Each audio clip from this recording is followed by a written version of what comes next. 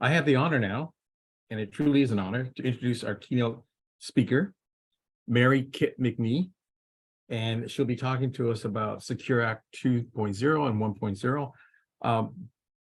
Kit and I actually met when she used to be an employee here. I think she was our vice president of charitable giving, or whatever the term was then. And I was out fundraising for another organization. And so I got a chance to meet with Kit and work with her on a number of projects in the Riverside area. So we've known each other for a long time. But we're very pleased to have her.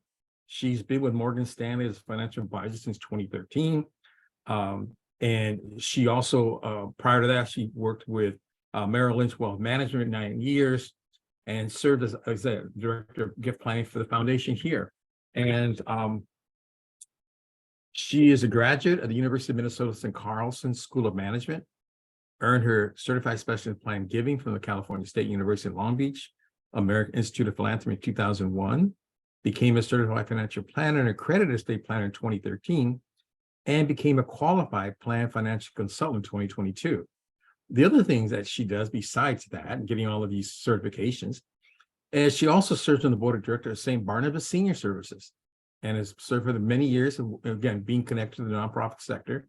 And my understanding that she is the incoming president of the National Association of Estate Planners and Councils, which many of you are part of the local estate planning councils. Well, this is at the national level.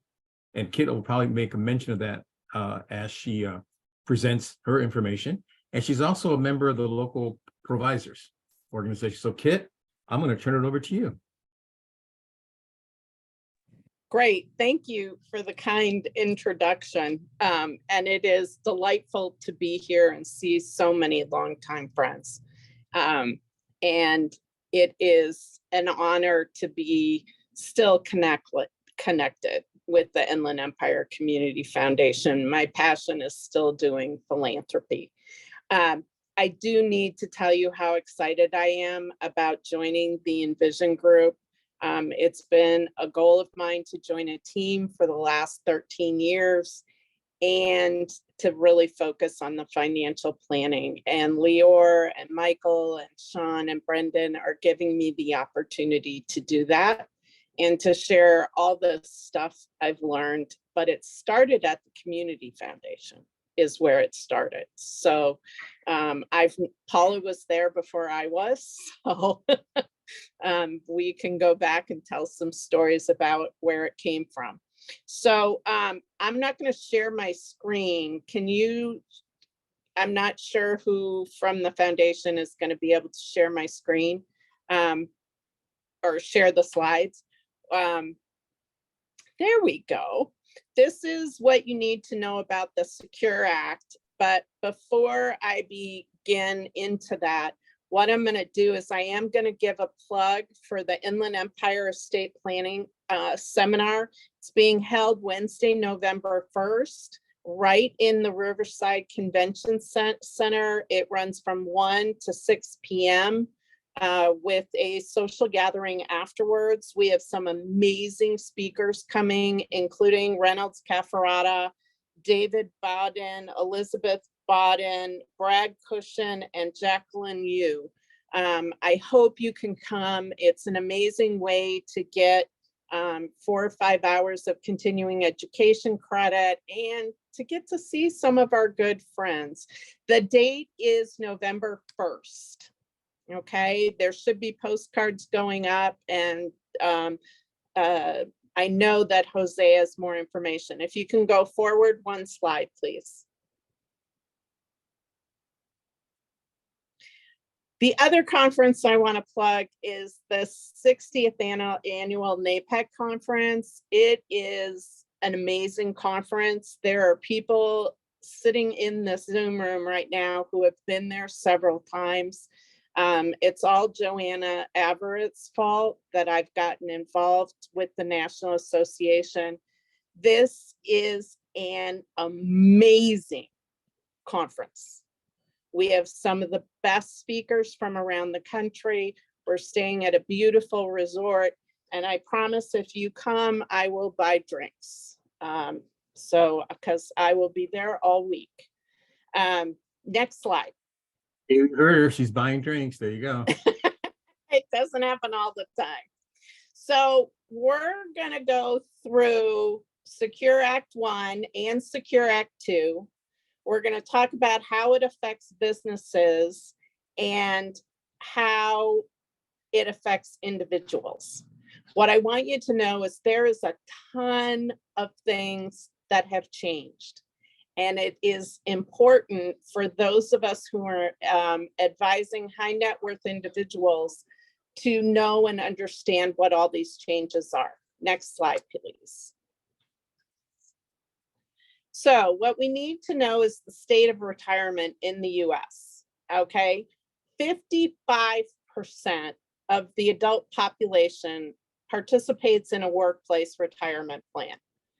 52% are the private industry workers who only have access to defined contribution plans. And the median balance for a 401k is $182,000 for people who age between 60 and 70. That is not enough to retire on, period. Next slide. So Secure Act was originally, the first part of the act was signed in December of 2019, okay? And on December 29th of last year, they set Secure Act 2. So many of the provisions of the original Secure Act became effective on January 1st, 2020. And provisions of Secure Act 2 have already started being enacted, and they will continue through 2028. I need to update that number, but next slide, please. So some of the key features. There is a huge increase in the tax credit for creating new plans, okay?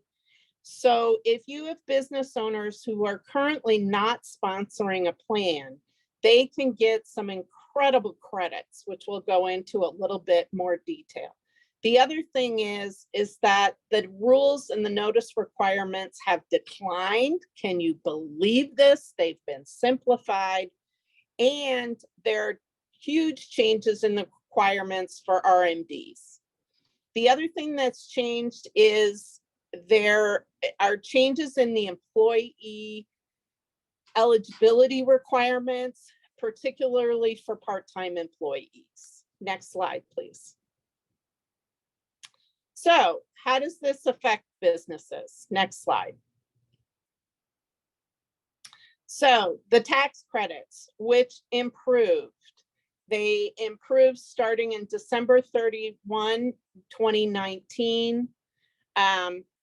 This slide is to note how important it is for businesses to hold on to their employees. All of these things, all these benefits are important to them, and it's a whole lot less costly to hold on to current employees than it is to look for new ones. Next slide, please. So Secure Act 2 has increased the tax credit up to $5,000, and it can be 100% for employers that have 50 employees at a $250 per employee max. So if they start up a plan this year, and they can get up to a $5,000 tax credit.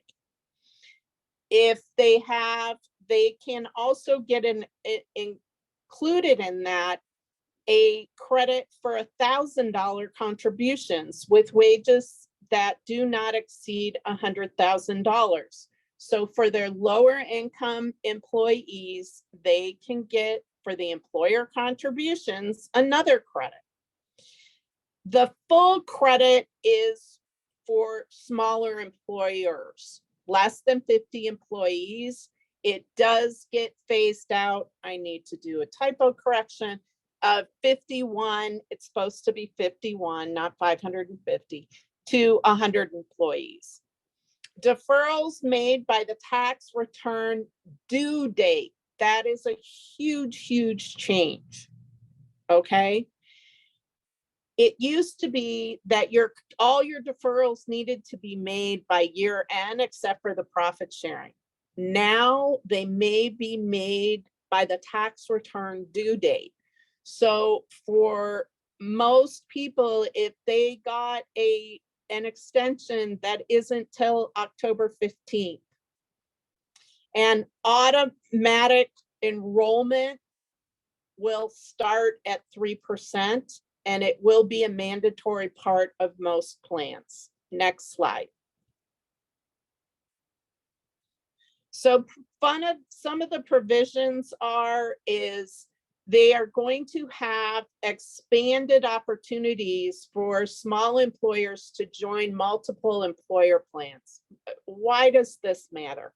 You know, one of the things I've seen in my own practices is that a lot of real estate brokers have realtors who are self-employed under them, but it is too comprehensive and too expensive to do. They need to have multiple plans. Well, this is a way to do it. Think of a chamber of commerce. A chamber of commerce would be able to offer a multiple employer plan to business members of the chamber, so that then they would be able to get some better deductions and take advantage of a 401k and maybe not have as high of a costs. Okay, there's simpler rules now, and they can adopt the qualified retirement plan after the close of the taxable year. I'm repeating myself, but this is a new provision that already went into effect. Next slide. Okay, so one of the things that allows it is that a fiduciary can take within a safe harbor an insurer for guaranteeing the retirement annuity contract. What this means is that the fiduciary, the plan sponsor, the business owner can take advantage of this stuff. It considers the financial capability, and what this means is that in a safe harbor plan, a fiduciary will not be liable for losses. That's good news for the employers. Next page. The other thing that has happened, and I'm sure all of the financial planners out here have noticed this over the years, is that people lose track of their 401k plans as they move from job to job to job. So what they're going to do now is they are going to have a lost and found beginning in January of 2024 for participants who have separated from service. They won't need to be forced out unless it's under $7,000, but they will be able to find identification information about the plan by going through the administrators, the companies. This is only going to be used for lost and found resources. It's a way to make sure that people have access to the money that was set aside for them. Next slide, please. Student loan payments.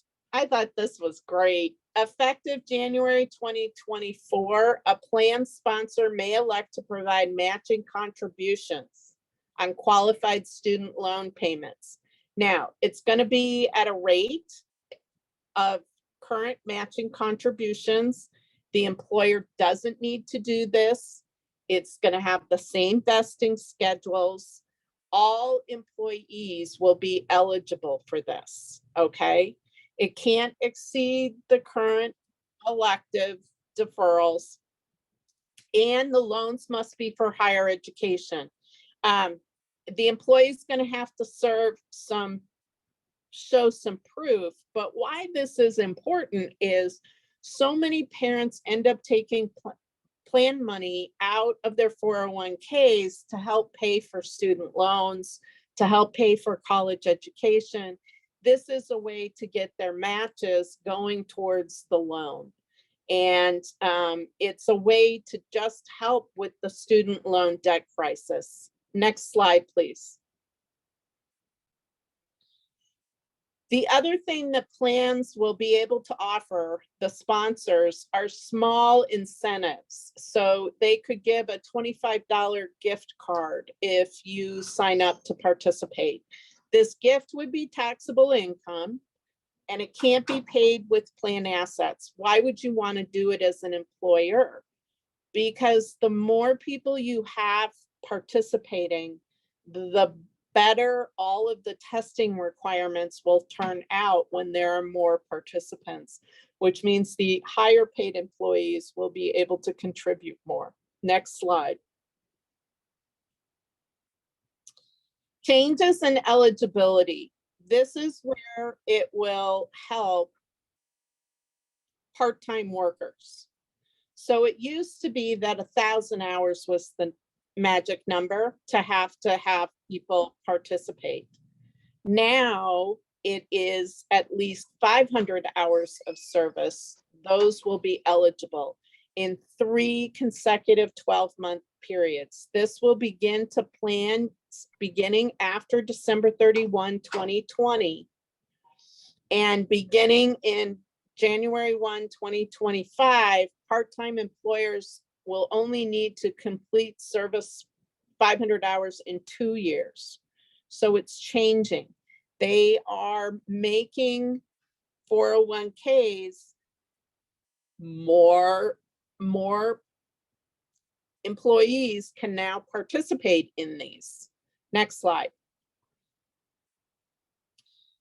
So one of the things, and I'm never quite sure why somebody would have done this, but there aren't a lot of people who have simple 401k plans, but if they do, they can now put it into a safe harbor 401k plan. Why would you want to do this? It's because you can make significantly bigger contributions.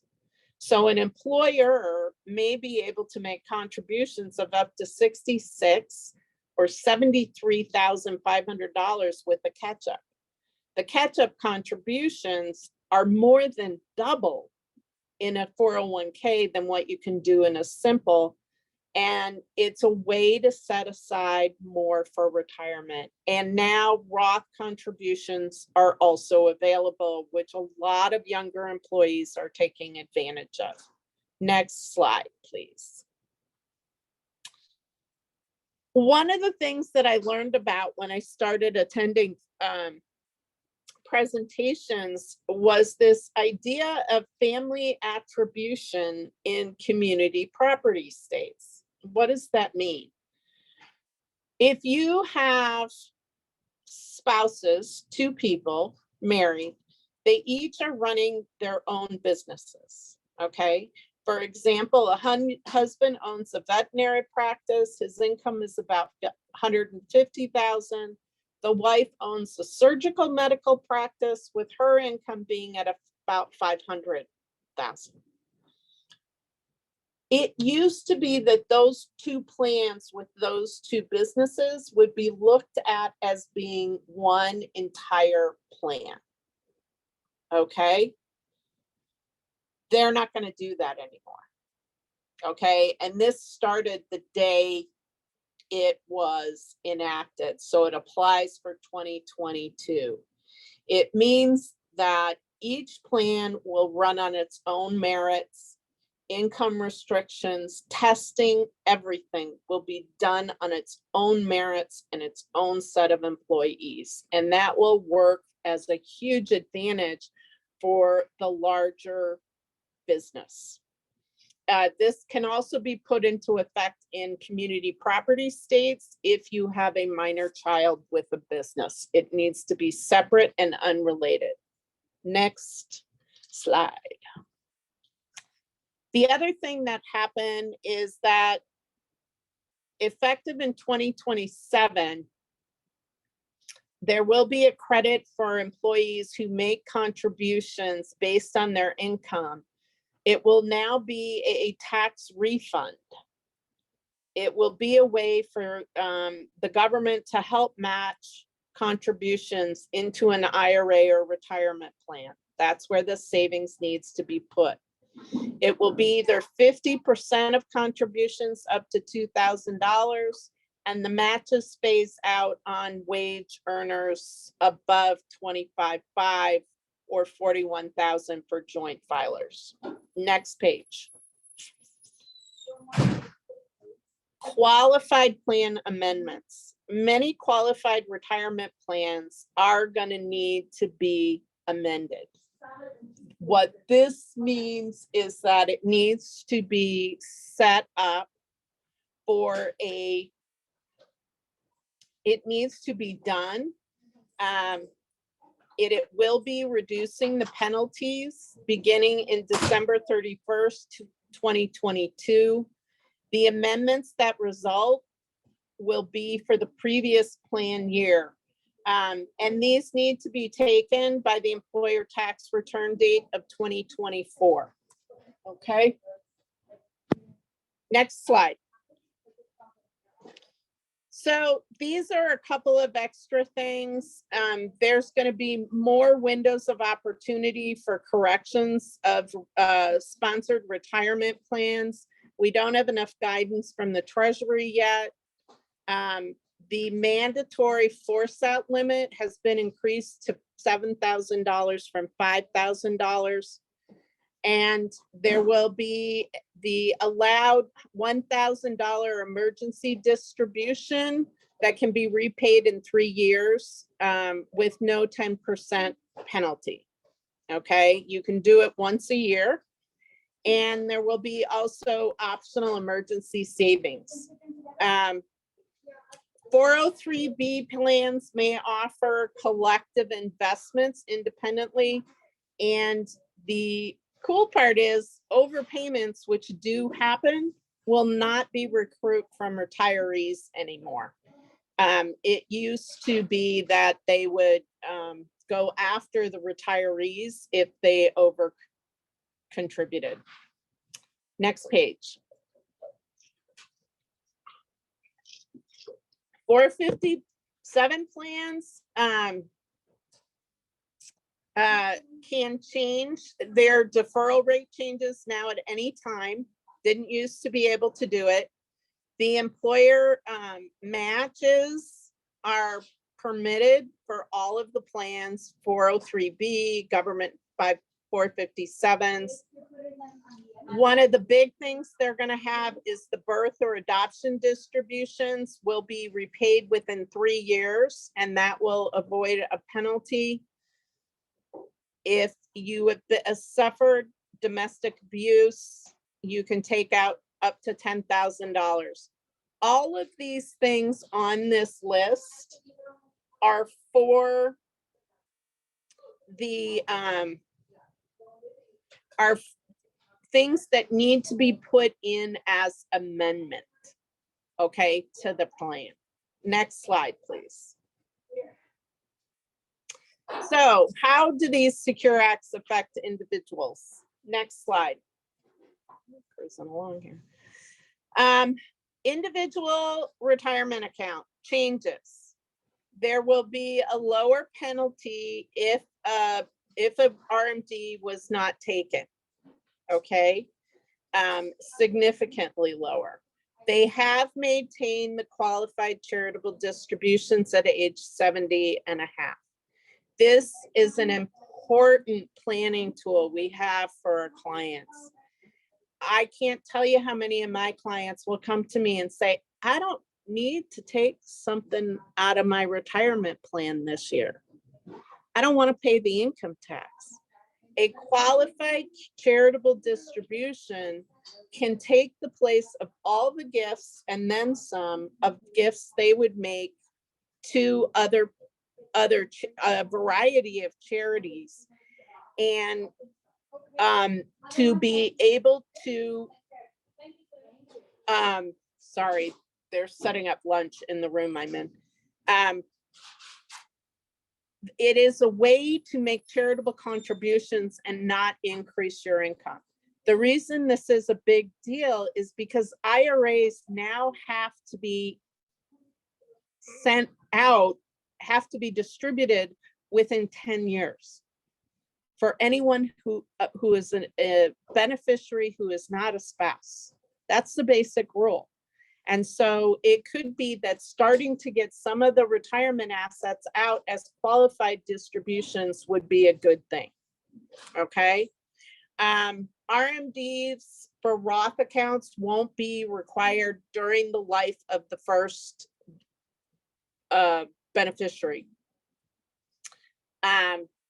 Catch-up contributions will be made as Roth contributions with incomes over 145,000, and that will be indexed. Catch-up contributions will be indexed by $100 increments starting in 2024.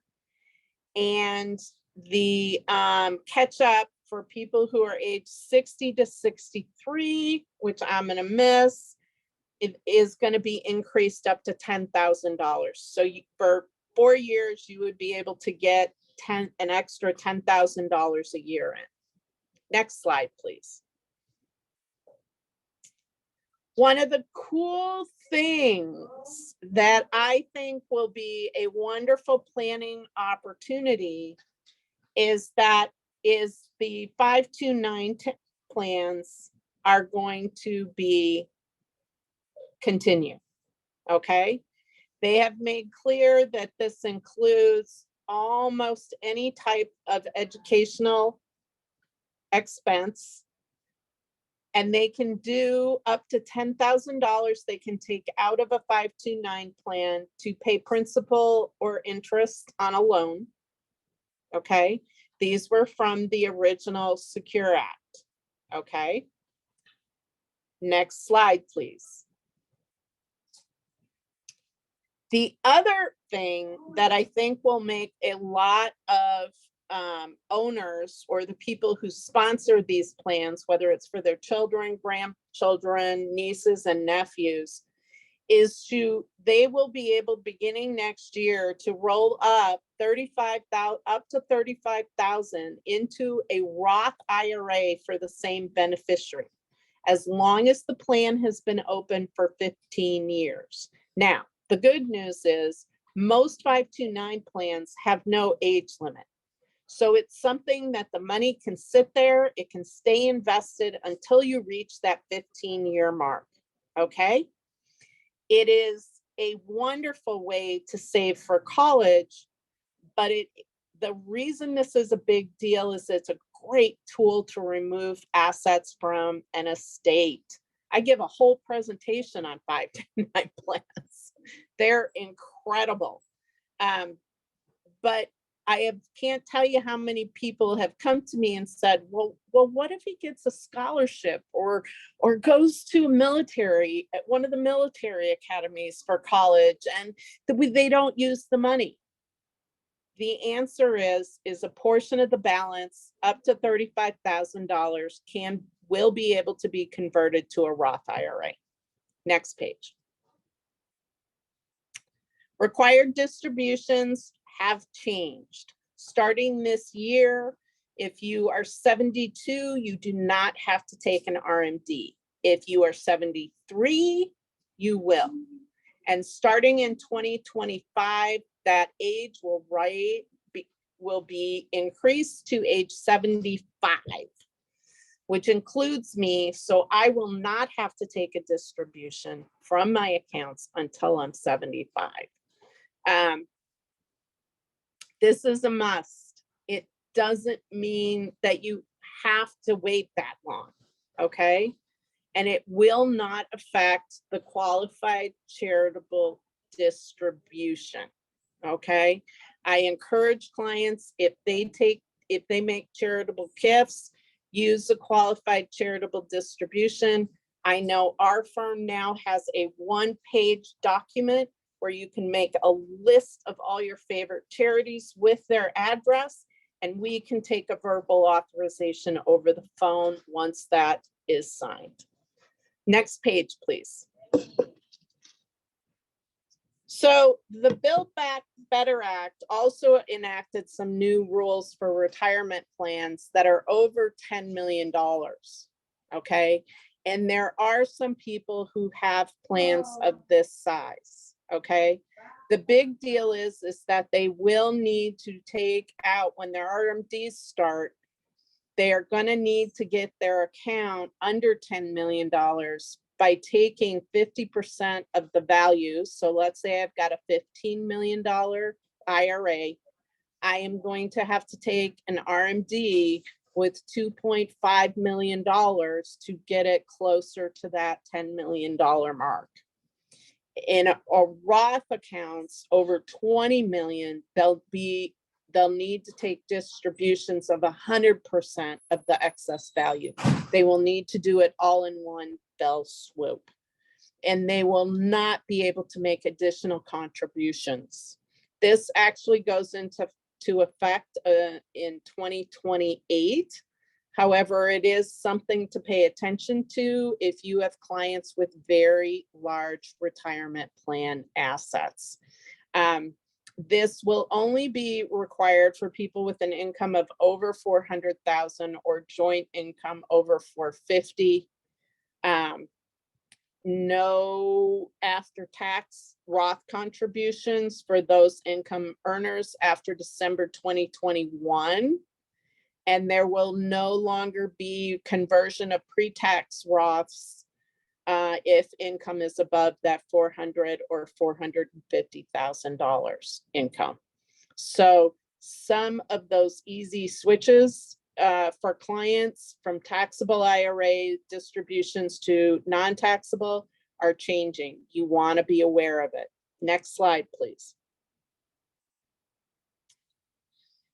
Individual, non-individual RMDs. So prior to the original Secure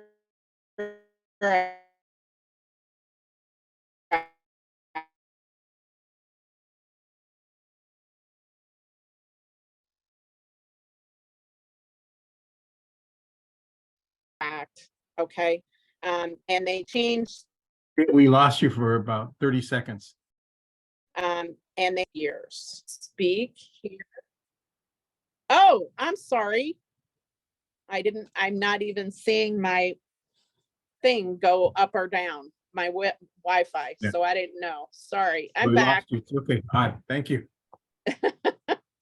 Anyway, just to let you know, non-individual beneficiaries of retirement accounts need to distribute within 5 years. It is really important to remember this, and it is important for all of us when we're working with our clients to constantly review their beneficiaries. Things change, and it will always be better to name an individual rather than a trust or an estate. Next slide, please. Okay. Back in 2020, it made it possible for people to continue to contribute to traditional IRAs as long as they were working and had sufficient income. And a lot more people are working past age 70 and a half. Next slide. What am I doing on time? Pretty good. It's only 12:30. The life expectancy payments may not be allowed any longer. In fact, the majority of the time it is not. So what are the great planning opportunities here that are charitable? It's like, if I were to inherit my mom's IRA, I really don't want to have to take those distributions over 10 years. I would much rather take those distributions over the rest of my lifetime. So one of the tools that I hope the Community Foundation has presented on is the idea of using a charitable remainder trust as the beneficiary of an IRA. It is the best way to be able to put money aside be able to stretch it over a beneficiary's lifetime, and have the exciting opportunity of being able to make a charitable gift at the end of it. Okay. Having to take these things out, especially if they're large retirement plans, can be very expensive. Next slide, please. I talked about this a little bit before. They have increased the birth or adoption distributions of $5,000 up to $10,000, and it can be repaid within 3 years with no penalty, which can make a big difference. Although I know that birth and adoption costs can be significantly higher than that. Next page. The other thing to take advantage of, this is a one-time bonus for a qualified charitable distribution. Starting this year, our clients after age 70 and a half can take up to $50,000 out of an IRA or a retirement plan and fund either a charitable remainder unit trust, annuity trust, or a charitable gift annuity. This is a wonderful way to do it differently and to benefit different beneficiaries. And it is, like I said again, especially for those large retirement accounts, it can be a wonderful way to get those distributions. And the qualified distribution will be indexed each year. It will not stay at 50,000. As inflation increases, so will that dollar amount. Next slide, please. So what are some of the next steps? Next slide. Okay. We need to pay attention to what's happening with the beneficiaries of our clients and donors with their retirement plans. Super important. We don't want to saddle somebody else in the future with a large tax bill. It needs to be thought of in advance. Okay. If, however, someone has chronic illness and are disabled, or it's minor children, that stretch concept may be more viable. Next page, please. Okay. And there are options for avoiding acceleration of taxes. Okay. Charitable giving. I've talked about some of those alternatives.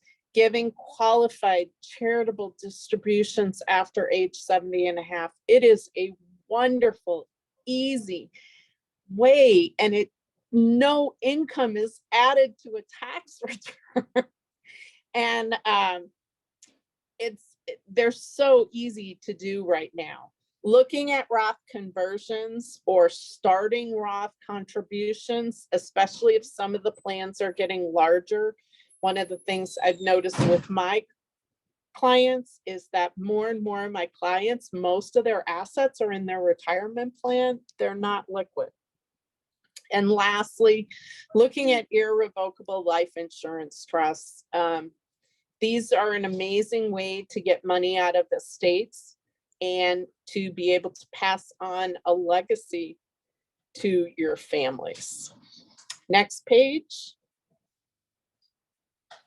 So we need to talk to our clients, okay? And we need to engage with their other advisors. It's really important. There is no way one of us can know everything we need to know to help our clients. And then you can work with these advisors to help make changes as they're needed. It is going to affect every plan, every IRA, all of our clients on their distributions. And if you don't have a plan for these assets, that is your plan. And that usually doesn't work as well as if there is one. Next slide, please. And those are the disclosures that can put you to sleep if you want them. They're pretty brief. I'm happy to answer any questions. I did see Jose sent me a chat that said, can you have these slides? And I said, yes. You're more than welcome to them.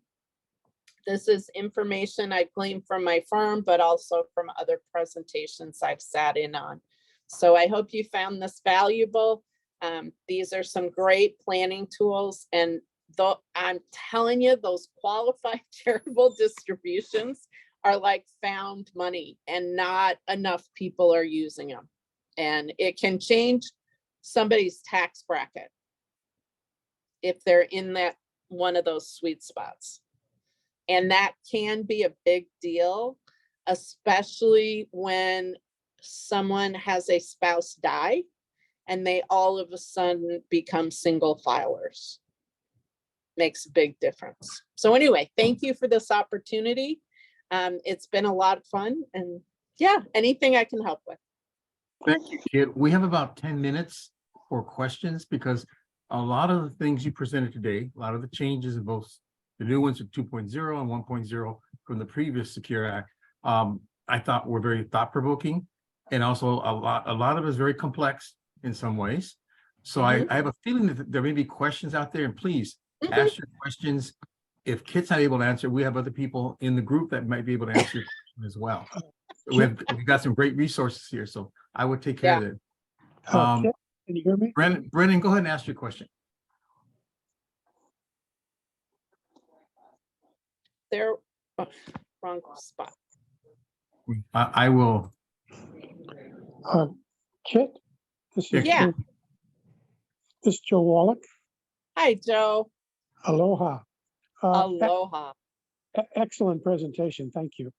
Oh, thank you. I like your answer. You said that starting in 2025, RMDs don't have to be taken till age 75. Correct. I thought the date was 2033.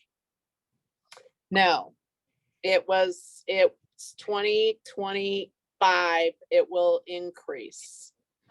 So Okay, you might want to double check that. I will. I'm always happy to learn more. But I like your answer better. All I knew is that it was pushing my distribution out. So there was a question raised, and I'll just read it in regards to charitable gift annuities. Yeah. One of our advisors has been asked the question of why would someone take a large sum, such as $50,000, to create a charitable gift annuity and then receive either quarterly or yearly payments? Why wouldn't they just keep that $50,000 and keep it invested if it's strictly for the tax benefits? Well, part of the reason is they won't get the tax deduction that they would get for making a charitable gift annuity from another appreciated asset. Okay, because it's not reportable income.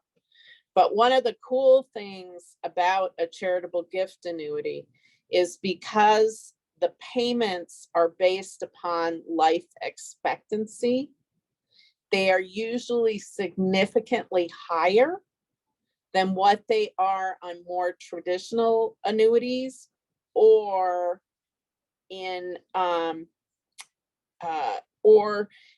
the distributions that would be required. So it's a way to take the money out of the account, not pay taxes on it now, but to be able to get a little bit more later on. Okay. And obviously, if you're going to do that kind of gift, you've got some charitable intent. Okay. And it's having that intention ahead of time that would make a huge difference. Because like I said, for some people, their retirement plans and their home those are their assets. Well, also, Kit, wouldn't it, by taking monies out of their estate and purchasing or establishing a charitable gift annuity also reduces their overall estate. And secondly, you were talking about the 10-year restriction in regards to distributions. So if you wanted to give that charitable gift annuity distribution to someone younger, they can continue to receive it Yes. past the And my 10-year head period. my head didn't even get there yet. So yes, they can change who the beneficiary is. So it's a way to make a distribution to help somebody else. It may just take longer to receive the full amount, but it'll Right. still be available.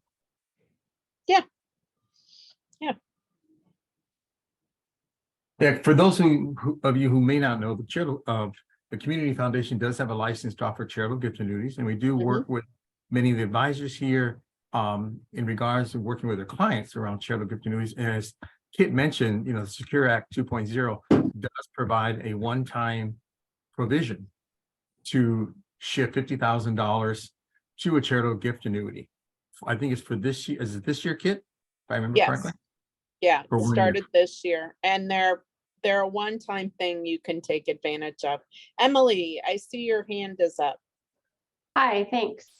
So if I'm understanding correctly, it would behoove, so say somebody had a fair amount of money in their retirement account, it behooves them to start the qualified charitable distributions at 70.5, even though it doesn't help them with the required minimum distribution, because that way they're just kind of bringing it They're down. bringing it down a little bit, and depending upon where the estate tax laws end up, right now it's likely we're going to go back to the old numbers.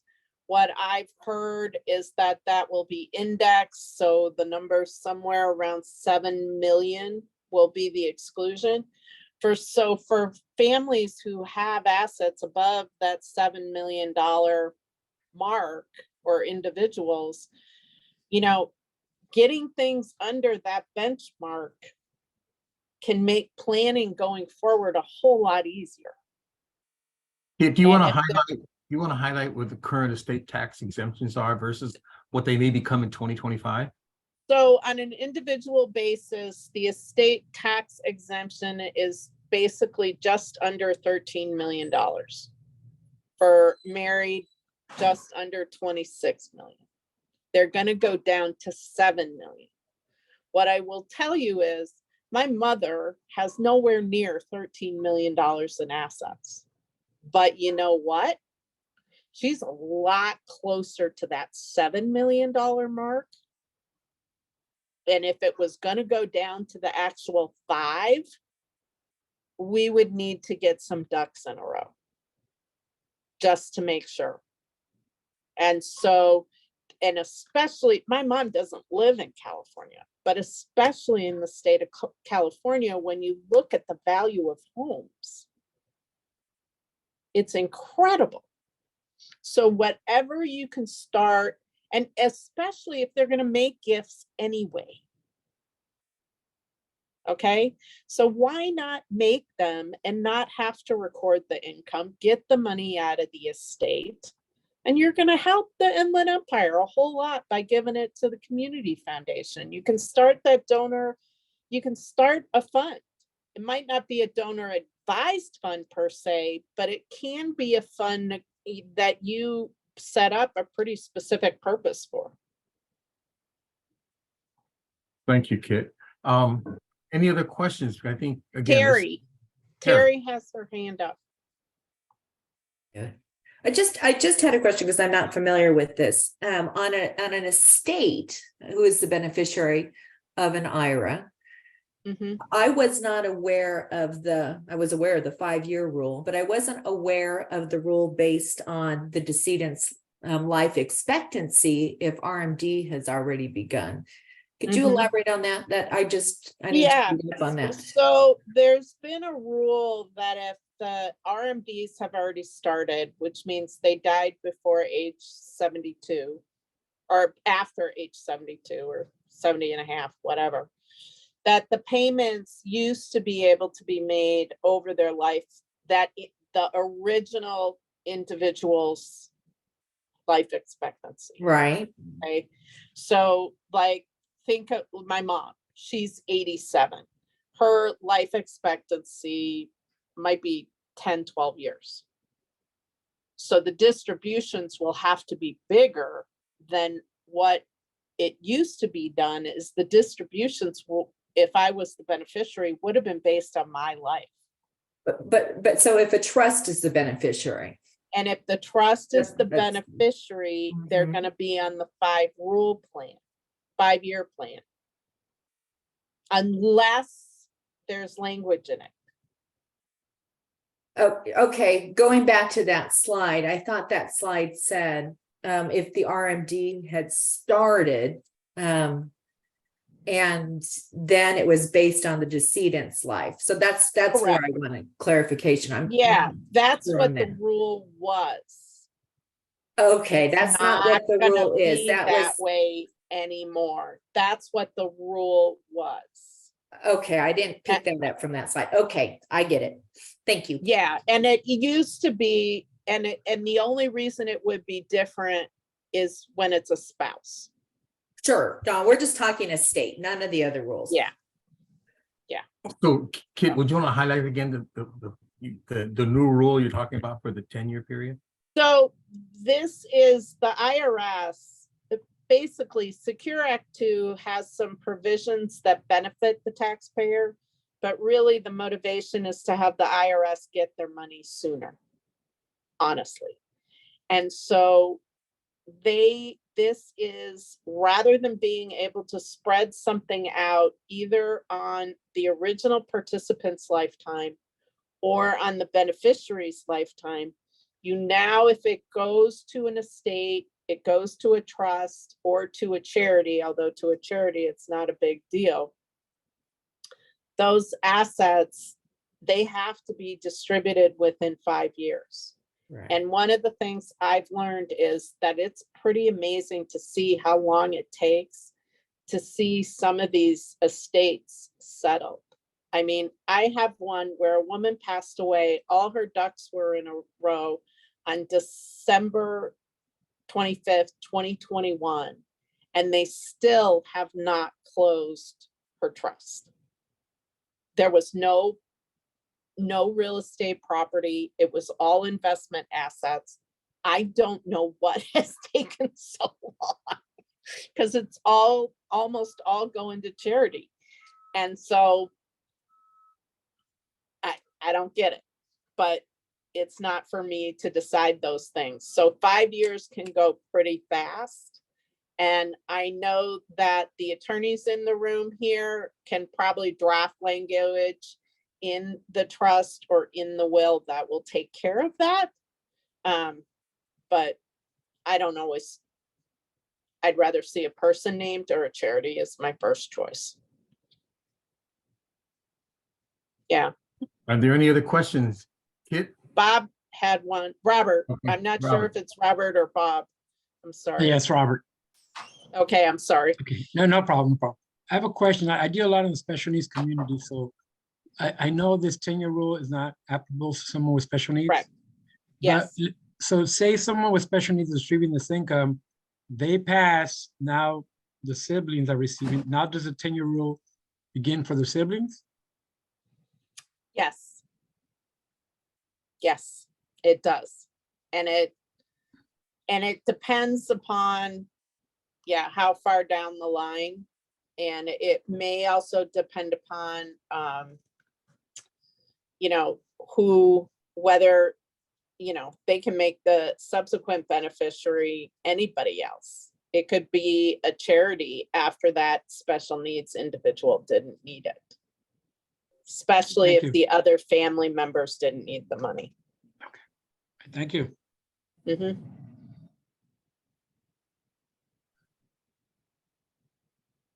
Any other questions?